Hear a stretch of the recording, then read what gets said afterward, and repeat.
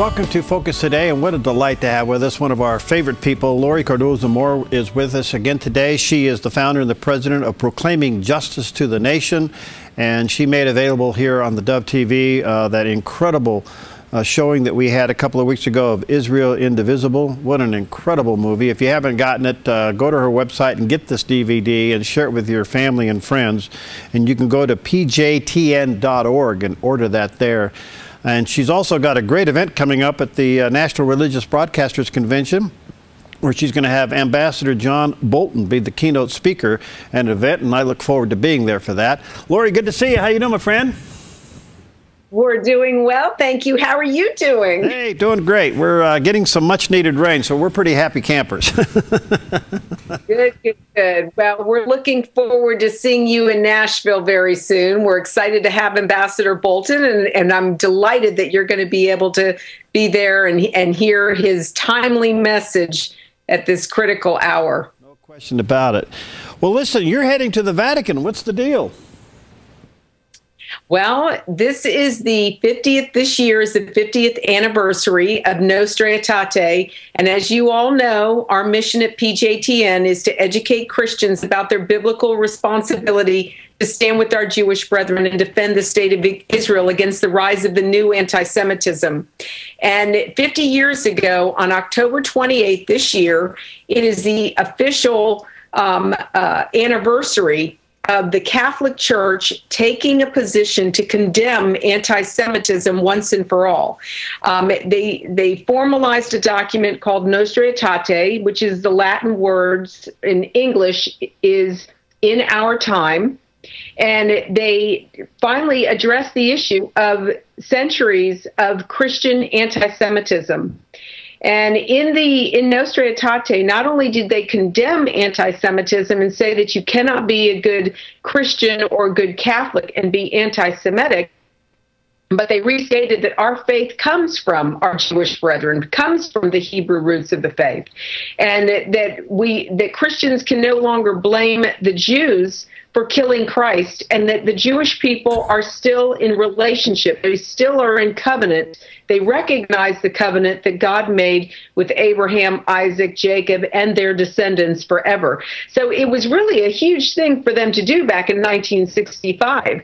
And, here we are 70 years out from the Holocaust, and we're witnessing a rise of global genocidal anti-Semitism that is unbelievable. In fact, we just did a screening in Tipperary, Ireland, and the response was incredible to the community. However, Stan and I did a Skype Q&A following the screening, and it was interesting, some of the comments, because the narrative that people continued to communicate and espouse was that the Jews are occupying Palestinian land, much like what we hear here in the West.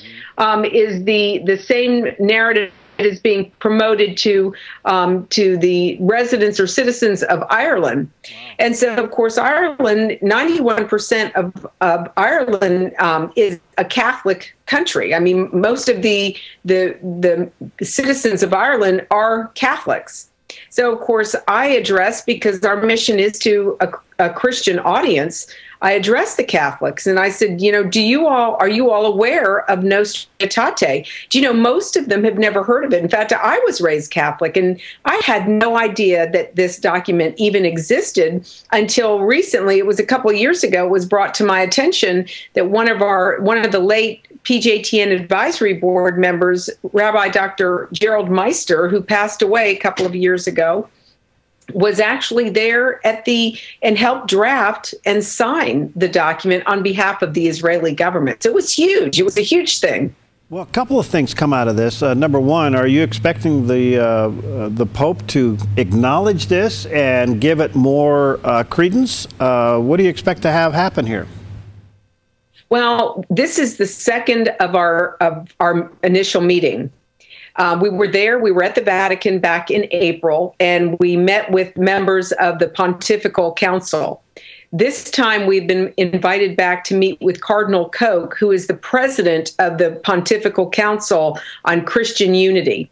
And we are petitioning, again, this is our second petition, our second request to Pope Francis, that there be a commemoration this year of the 50th anniversary, and that the Pope come out and publicly condemn again the rise of anti-Semitism globally. And we're asking the Pope to not just celebrate this anniversary, one time, that he would institute in perpetuity a Nostra Aetate Day in October every year to remind Christians, to remind Catholics that we cannot continue to allow the narrative, the false narrative that the Jews killed Jesus, that the Jews are no longer in covenant with God.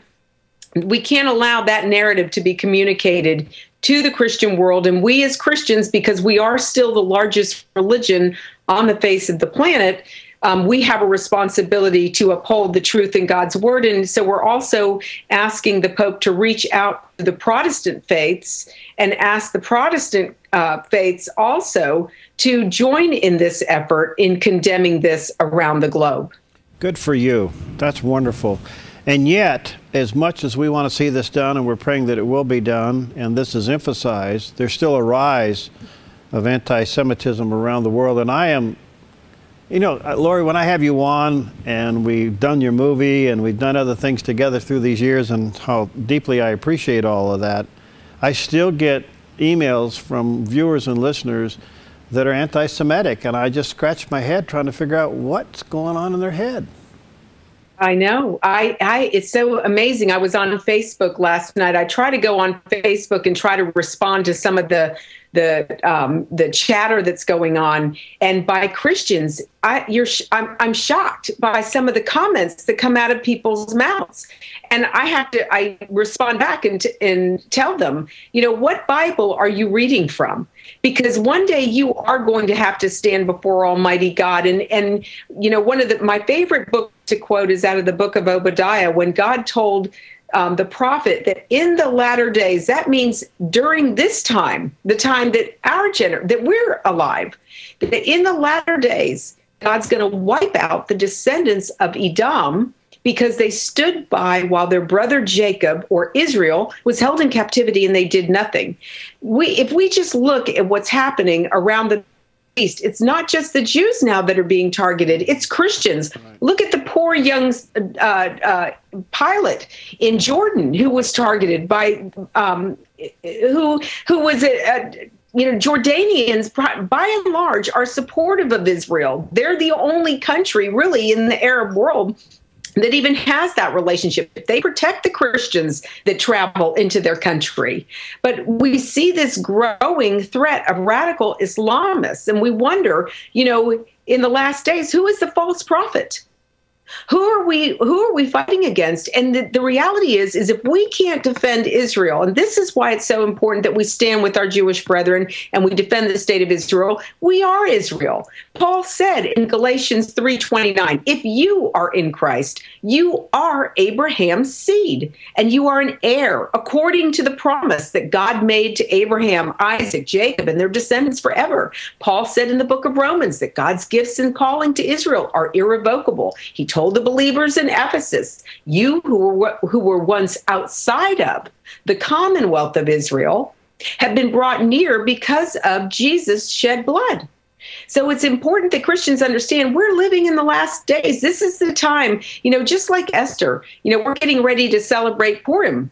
And we all know the story of Queen Esther, how she didn't want to go before the king because she wasn't invited. And her cousin Mordecai said, don't think that you and your family, your household, will survive the wrath, that God will deliver the Jewish people from some place.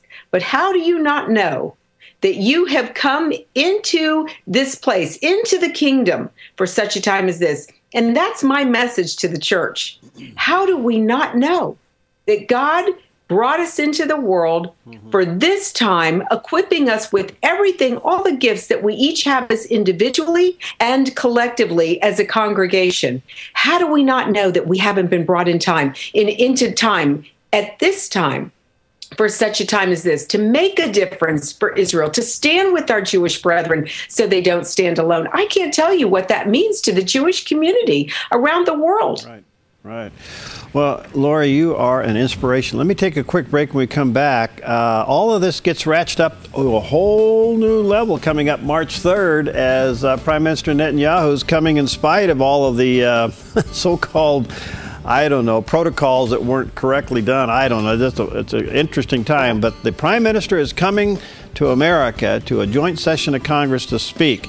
The question I have for you to ponder while we take the break, do you think he might reference King Abdullah in his speech? We'll take a quick break and we'll be right back with Laurie. Hi, I'm Paulina and I work at theDove TV. Did you know that when you support theDove TV, you have a profound impact, not only in our community, but around the world? It's your continued support that takes the inspiration and hope in the programs we produce and makes them available to the thousands of people who are watching these videos online every week. Help bring encouragement and hope to our valley and beyond by making a secure online donation today at our website, thedove.us.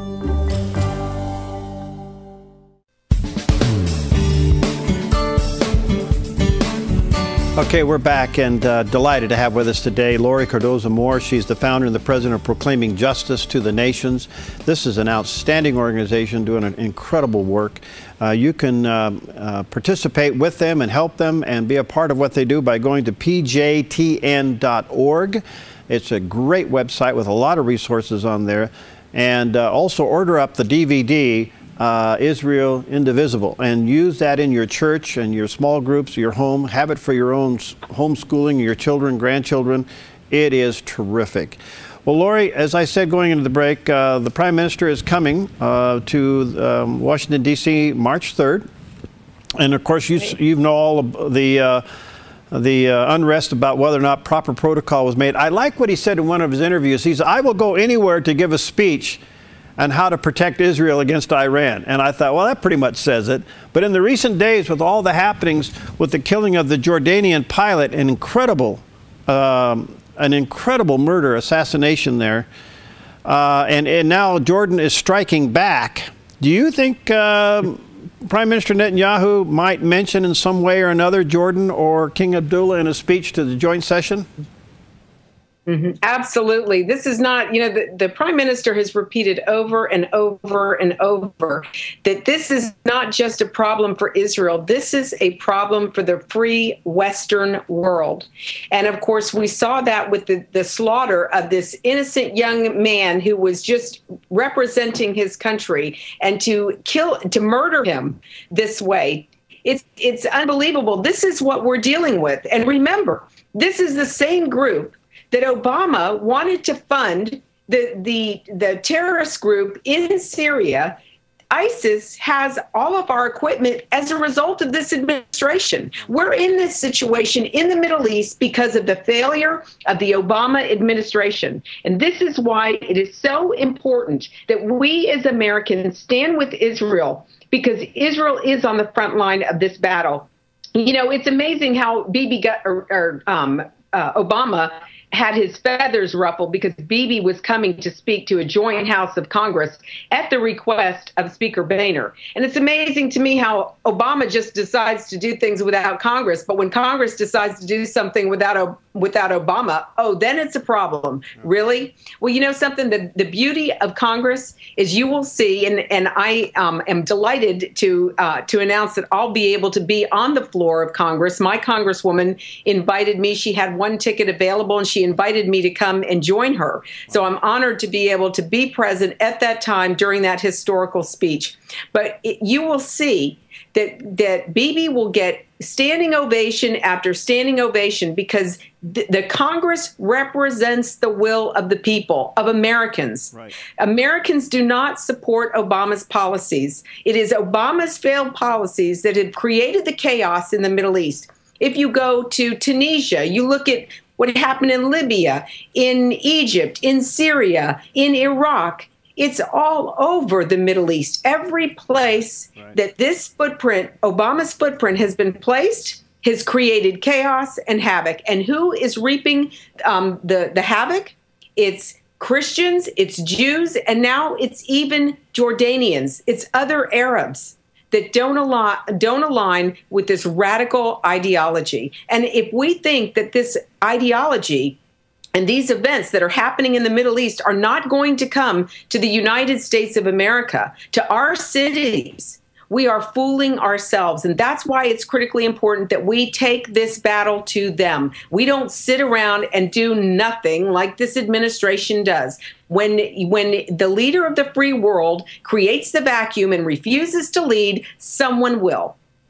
Well, he met yesterday privately. We don't know who and what it was all about with some Islamic leaders, and yet this is all in the shadow of what's happening with Jordan, and we still don't know what the outcome of those meetings were. It appears that this president has a tendency to, well, I don't even know how to say it. It just seems like he's more pro-Islamic than he is America and Israel. Well, he stated it very clearly that one of his favorite things to hear was the call to prayer in the morning. It was one of the most beautiful sounds for him to hear. He grew up in Indonesia. He grew up in Muslim countries. He sat under the tutelage of Reverend Jeremiah Wright, who is also a Muslim. And Obama has talked about, when Obama goes to these Muslim countries, he talks about his Muslim faith. But for some reason in the United States, we still think he's a Christian. Really?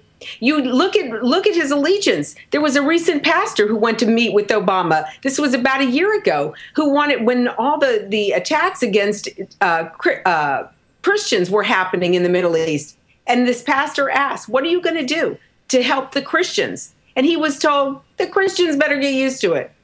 Every place this administration goes, he creates havoc. I don't know how we're going to, unless Congress puts their foot down and demands accountability and even starts challenging Obama. There's no hope for this country. We're losing this country, but it's not going to change unless Americans stand up and contact their congressmen. Forget about calling the White House. It's not going to make any difference. We have to call our congressmen. We have to call our senators. We must demand accountability by this administration. This administration under Obama is driving America into the ground. And unless we as Americans, as Christians, stand up to uphold justice and uphold righteousness and protect the innocent people around the world, who else is the world going to go to? Boy, you are if America doesn't run to the aid, who will go? You are absolutely right. Now, isn't it, when the Prime Minister comes, Netanyahu comes and speaks to the joint session, yeah, he's going to get, I mean, he's an incredible communicator. I mean, it's been said, why can't we find a leader like that to be president of the United States? He is going to bring to the forefront the threat of terror around the world and to the free world in particular. And it's going to put Congress on the spot. What are they going to do about it? What would you like to see come out as a result of his speech to the joint session?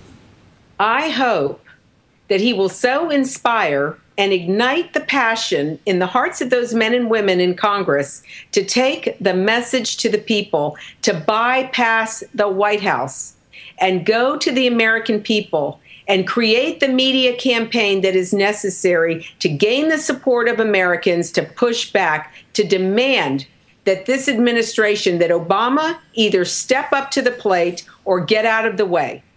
Because if Obama will not lead, then Congress must. All right, you've got a scandal going on now in the White House as it relates to supporting terrorists around the world. It broke pretty heavily last night on the news. And then you have Netanyahu coming to the joint session. It appears this president could be called on the carpet. It appears we may see an impeachment process based upon national security. You know something? We've been calling for impeachment of this man for acts of treason against the United States of America for the last 2 years. It has gotten to the point where Obama could care less about what Congress says, and he is taking matters upon himself. Look at the people that Obama has put in places of authority and leadership. Look at the advisors he has surrounded himself with. They are Muslim Brotherhood members. The Muslim Brotherhood is a terrorist organization. They are the umbrella of all the other terrorist organizations like Hamas, like Hezbollah, like Fatah, and the numbers go on and on and on. And if we as Americans do not demand that these men, it's time for articles of impeachment. It's long past time. Look at what we did with Bill Clinton. The Congress was willing to drop articles of impeachment on Bill Clinton for lying about a blue dress.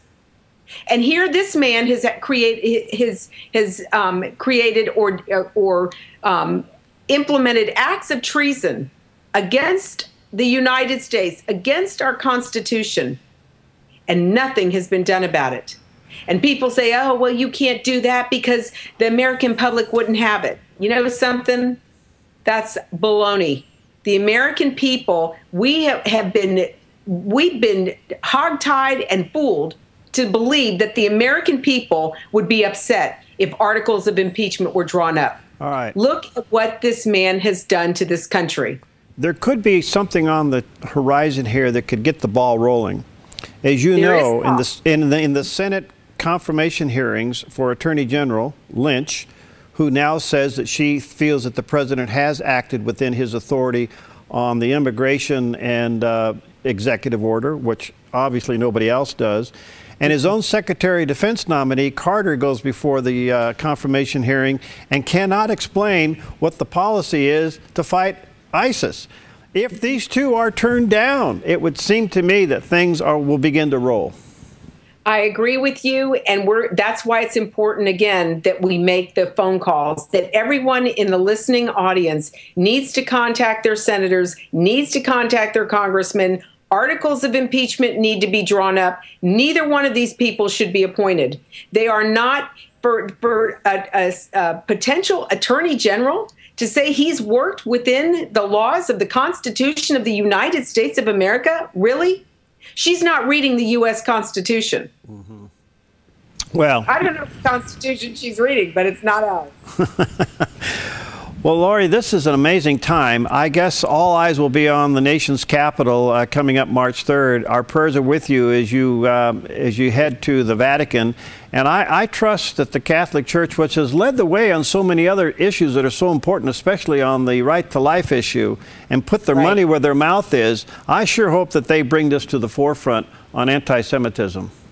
We do too, and I think that they will, and I think that it's an opportunity that Pope Francis is wanting to try to build more a coalition of unity amongst all the different Christian denominations, and I think this is a great way to start to extend that olive branch to begin this process, because you're right. The Catholic Church has been adamant about the abortion issue, and we need the Catholic Church to come out and lead, and we need the Protestant churches also to follow suit. Wonderful. Well, you're a delight and inspiration. Look forward to seeing you in a couple of weeks for your great event, and keep up the good work, and can't wait to talk to you on the other side of your Vatican visit. Absolutely. Well, we're looking forward to seeing you in Nashville, too. God bless you guys. You too, Laurie. See you. All right, we'll be right back. Hi, I'm Paula, and I work at theDove TV. Every day we get letters and emails from people who've been encouraged, blessed, and challenged by the programs on theDove TV. But we couldn't do it without you. Did you know that more than 90% of our income comes from people like you? You can help us continue to bring inspiration and hope to our community by making a secure online donation at our website, thedove.us, or call us at 541-776-5368.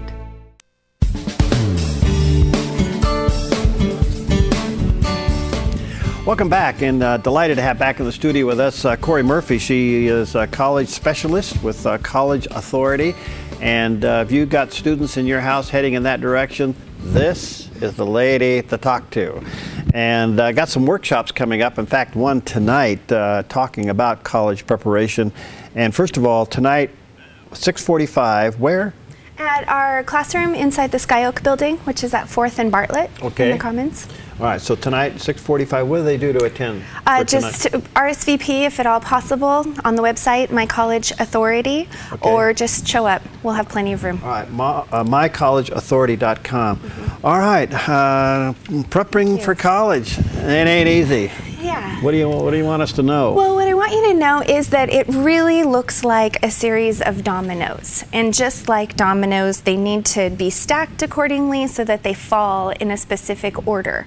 And that they fall in the way that the family needs them to fall to make college affordable. The very first domino is that financial piece, that expected family contribution. It's this magic number that families start to learn about. And that number makes the rest of those dominoes fall differently for each family. It affects what colleges they look at, it affects what test scores they need to get admitted to their college of choice, to get scholarships for their college of choice, and then affects what each family is going to pay in the end. So this shouldn't be a senior year decision. No, it is not. Okay. It is a junior year process. Sometimes we get some proactive sophomores. If it is a senior year decision, that's okay, because sometimes our kids aren't ready.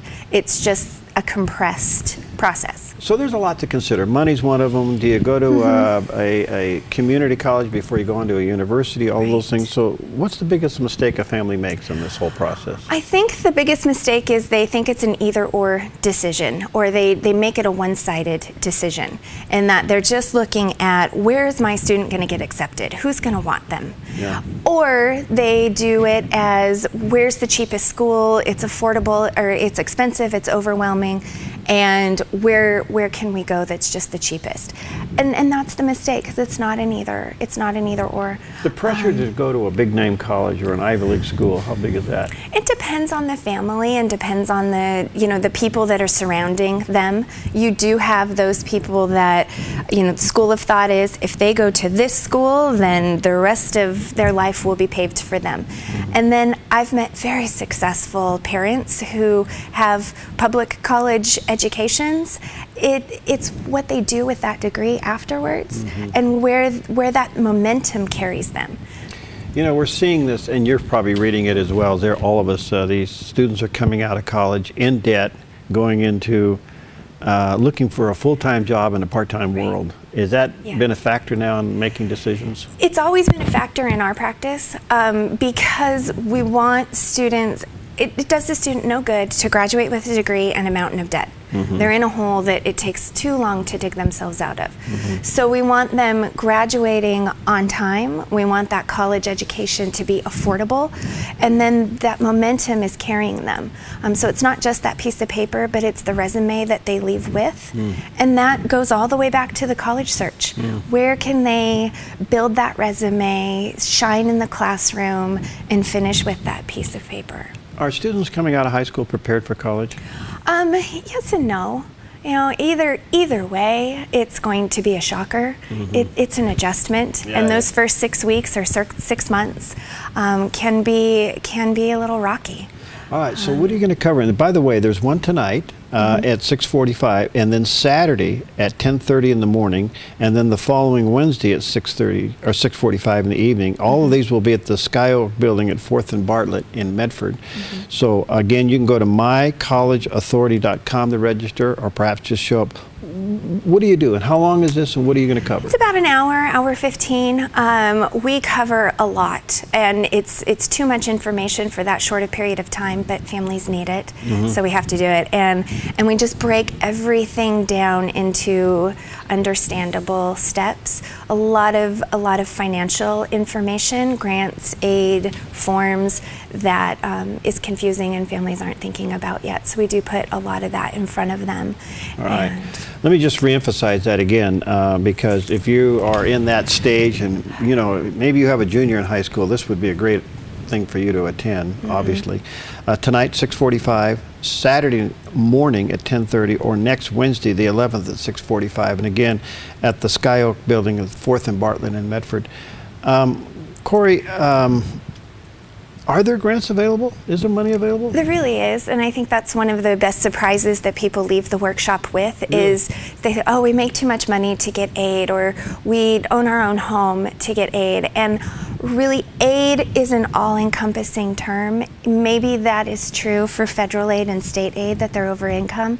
But the way that the business of higher ed is ran now, the colleges have their own money that they've fundraised for, that they've increased their prices so much that they can come back and discount, or they get from businesses for research. The colleges themselves have the biggest pots, the largest pots of scholarship money. And so when we can position students accordingly, they're getting discounts. Advantages of out-of-state and in-state? Oh gosh, huge. It is costly to go to college in Oregon, and we send students out of state and to private schools all the time for the same amount that it would cost to stay in-state. Really? Yeah, and that's usually a big surprise. Anything being done on that? You hear anything at the legislature on that? No, I think the pressure on colleges is to keep the cost of tuition down. And it is a business, and they need a certain amount of money to run that business. So as there's pressure on tuition, we see the room and board costs go up, or other fees go up. Are there trends? I mean, you look back across the centuries, you'll see more go into business, some go into medicine. Are there trends out there? Not necessarily. Okay. Just you know, absolutely, math and science are popular and should be, and it's easier to be employed with that degree than, you know, it might be with an astronomy or an anthropology degree. But even our doctors and students going to medical school have a liberal arts feel to their degrees. They just have the biochem behind them, and then they're more of a holistic, you know, person. The pressure to get out early. How do you get people to calm down and say, wait a minute, maybe you need to do 2 years of community college before you transfer? We have that discussion, you know, sometimes. It comes with pluses and minuses. You know, there's pros and cons to that, but sometimes a 17-year-old high school student is not ready to jump into a 4-year degree, and we never want to set students up to fail. Yeah, right. Never. And then sometimes families just can't afford 4 years. Yeah. So that's the beauty of what we do, is everyone's on the same path to a degree, but it may look very different. Okay. And should. Well, I just want to say this is very, very important, and I look back on my experience, and I was shocked the first semester. I go, what in the world am I doing? You know, I think we all are. It's quite an adjustment. It can be. Especially if you leave a happy home and you go there and you're alone, and you know, and all those things. Well, anyway, tonight at 6:45, again, Saturday morning at 10:30, and then again Wednesday, next Wednesday at 6:45. And you can talk to Cori and get signed up. Go to mycollegeauthority.com, I guess just show up. Is there a fee for this? Sure, there is not. No, we do not charge for our workshops. It's our community service. Wow. And, you know. Good for you. Am I missing anything? No, you are really not. There will be future events posting on the website as they come up. Okay. We might have different workshops, or we do. So at the end of the day, are you tracking with the family on this decision? Or you start them, say, now, and hopefully in their junior year, up to the time they're enrolled? Yes, we do. We track with them all the way until they're enrolled in college. And then if they are in a position where they do need to transfer, or there's questions about later on, then we do track with some of their families all the way through graduation, which is fascinating because their lives change so much. They Yeah, I would imagine so. Yeah. Well, thank you for making us aware. And again, let me encourage you, mycollegeauthority.com. Go to that website, and or just show up. I can't, look, this is free. This doesn't get any better. And there's a person that knows the ropes. I think if parents approach this with fear, you know, it's so big, so ominous. What do you do with this? And I give them a lot of credit when they will just take a deep breath and address it, because it is scary. And you can go to college. Absolutely. Yeah, it's just a matter of finding the path. Absolutely. All right, thank you, Cori. Thank you. All right, we'll take a quick break. We'll be right back.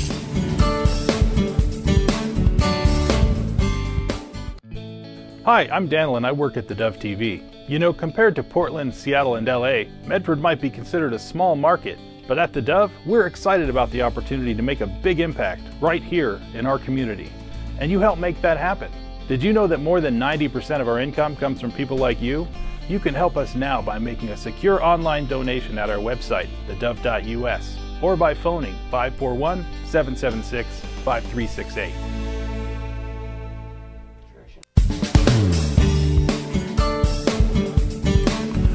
Welcome back. Well, we've all been watching with great interest. Now Jordan's been pulled into this fight on terror at a whole new level, with the Jordanian pilot being unbelievably assassinated and murdered right in front of all of our eyes by being burned to death. Something that's just, it's a level of barbarity that we just can't even get our head around.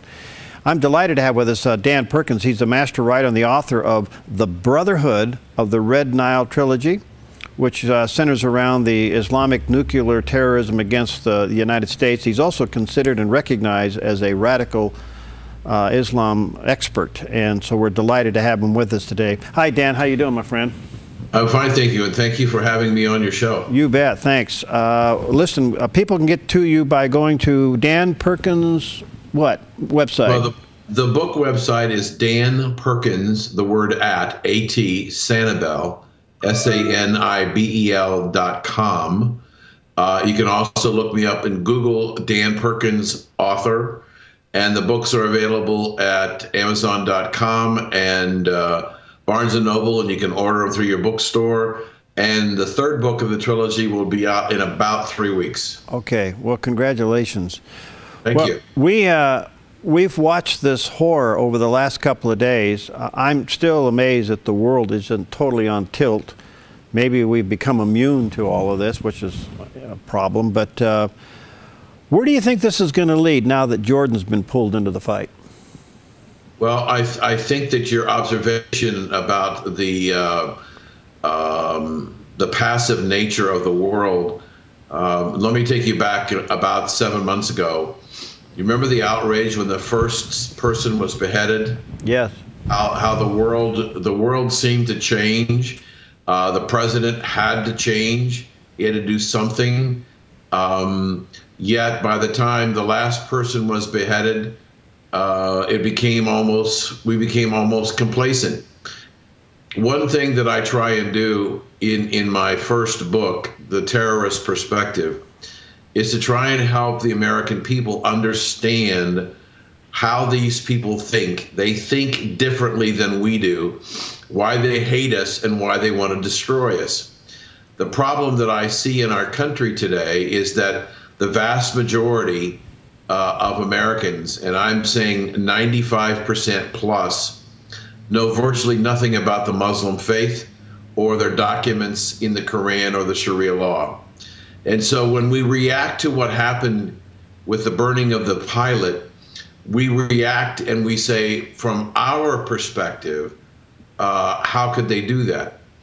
If you understand that violent attacks against people is in the history of this religion back to the times of Muhammad, where after a battle he ordered the execution, beheading of between 600 and 900 civilians. This is not a new tactic for them. I liken to the fact that prior to the first beheading, very little press was given to the fact that the terrorists had beheaded over 10,000 people, women and children, put their heads on fence posts as a warning sign. See, their belief is so specific and so strong. It is either join us or die. There is no compromise. There is no middle ground.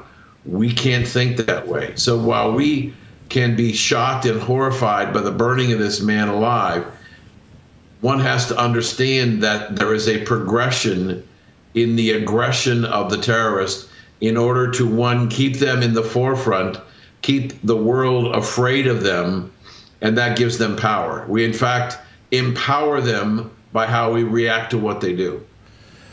Well, we have no reaction.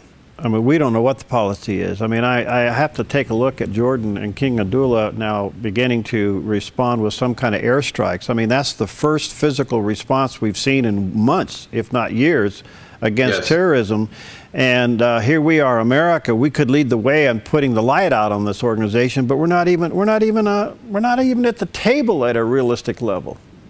Well, you know, that's an interesting point. Speaking of the table, I don't know whether you saw this breaking news yesterday at Breitbart. There is a discussion in Breitbart of a release from European negotiators that I find it hard even to tell you this, that the administration is considering an agreement with Iran to be the mediator of the hostilities between the warring factions, and America would walk away. Now, if you understand that the Iranian people, Muslims are Shiite Muslims, most of the rest of the Middle East that's involved in this are Sunnis. There is no great love lost between the Shiites and the Sunnis. So our administration is seriously considering brokering a deal that would put the Iranian government in charge of trying to settle the dispute in the Middle East. I find that's, to me, honestly, is more shocking than the pilot being burned to death. That we would literally let the fox in the hen house with 3 or 4 extra foxes.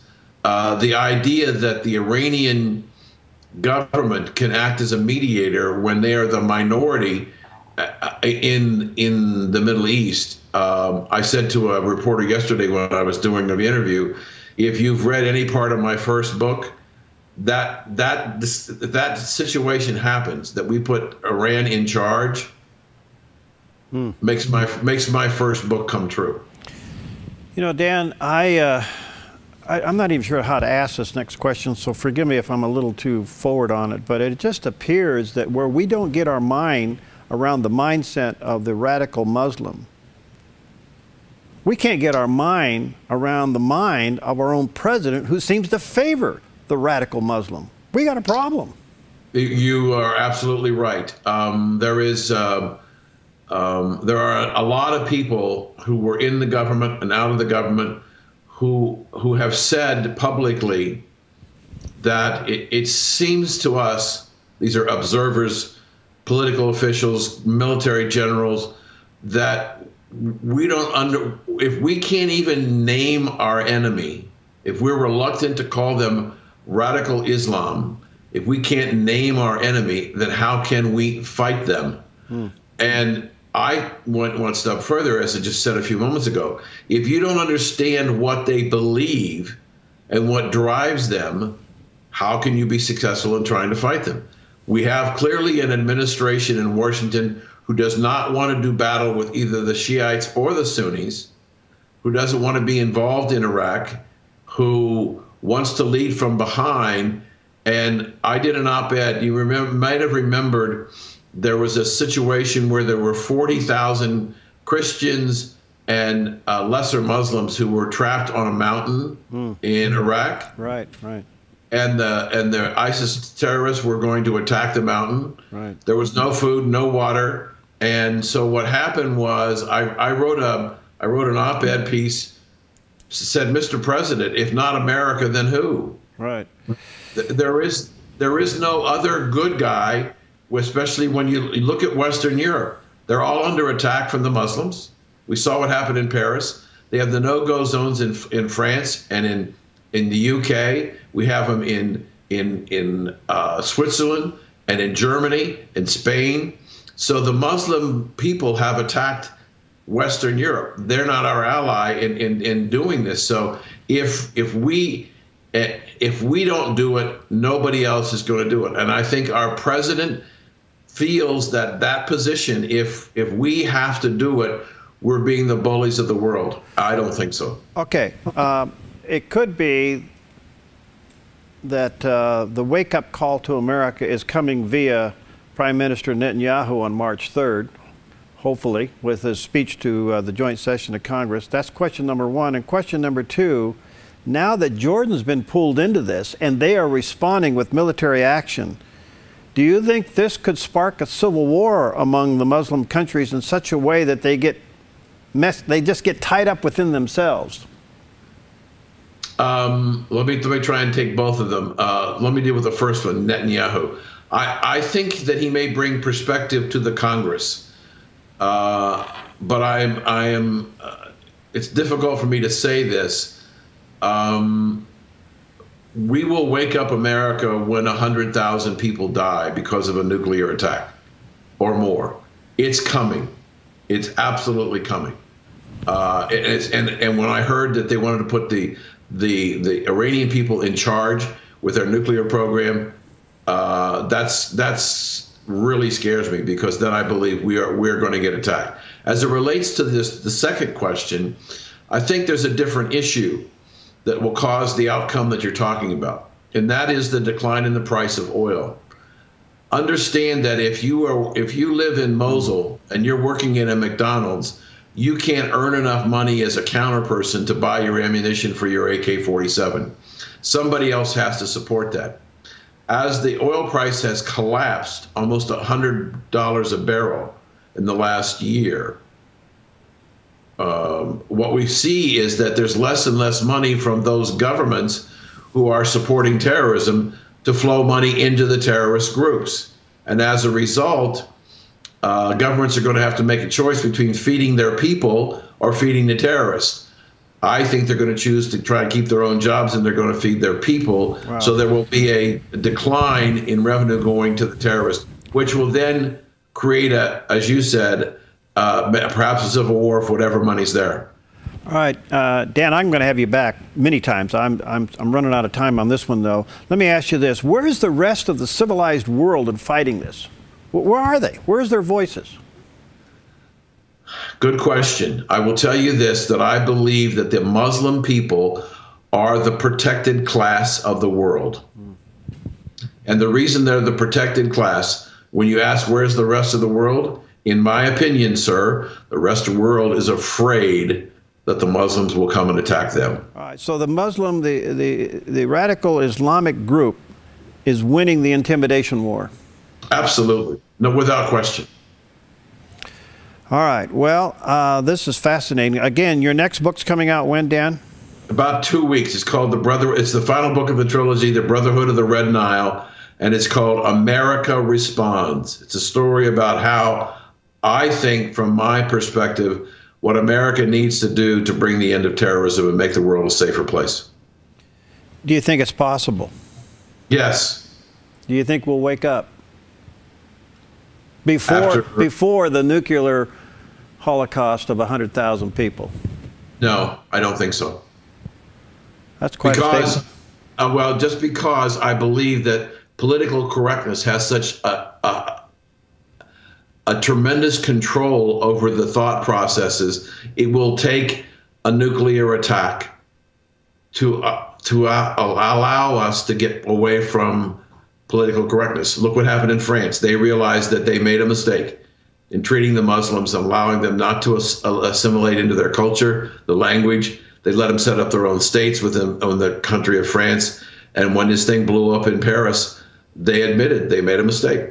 And it was a political correctness mistake. About a minute left. What would happen if Israel takes a strike on Iran during the time that Obama administration is trying to use Iran as the broker?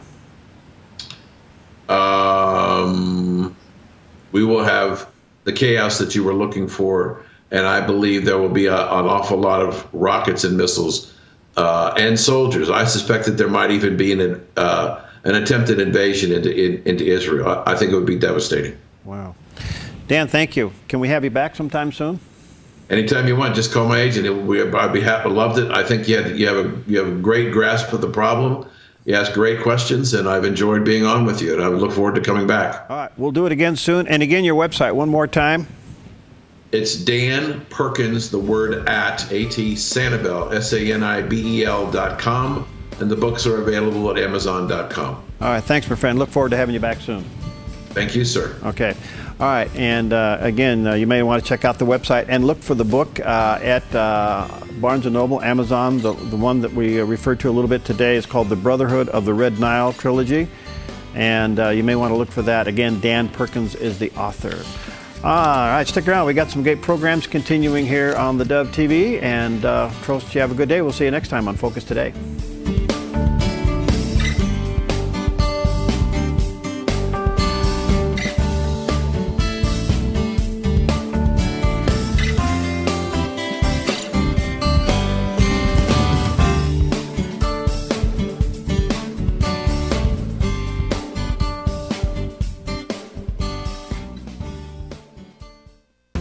Hi, I'm Jim and I work at theDove TV. Every weekday between 6 and 8 a.m., our award-winning news and sports team bring you the best morning show around. It's live, it's honest, and it's a whole lot of fun. And you help make it happen. Did you know that more than 90% of our income comes from people like you? You can help us continue to air local programs that share your voice by making a secure online donation at our website, thedove.us.